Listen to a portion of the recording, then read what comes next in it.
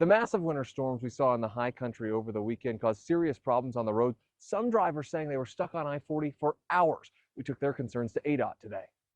I was freaking out. I was definitely freaking out. We came to a dead stop and then proceeded to sit for about 8 hours. Drivers facing a nightmare overnight Friday as traffic stopped on I-40 in the high country. There comes a point of kind of when it's about 2 inches of snow in an hour when it's just not safe to keep that roadway open. DPS reported jackknifing semis blocking traffic as I-40 turned into a sea of ice, delaying Amy Gallego's trip from Albuquerque to Las Vegas. Normally it's about an 8.5 hour trip with stops.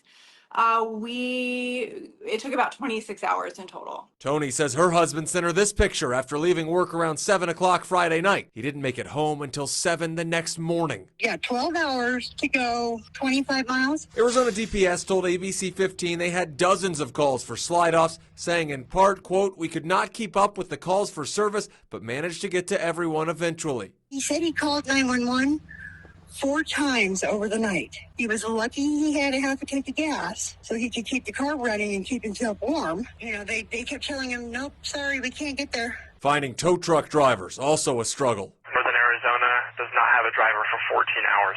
Or just see what we can do to find somebody. If not, just let me know. Finally, things started moving again Saturday morning. I'm starting to wake up trucks at 177.3.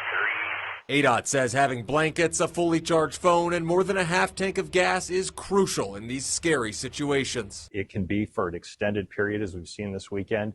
We will work as hard as we can to reopen that highway in concert with DPS. Sometimes it takes a long time, and in this case, the weather was extremely widespread, the issues were extremely widespread, and it did leave people on the highway for quite some time. Fort Hatchett, ABC 15, Arizona.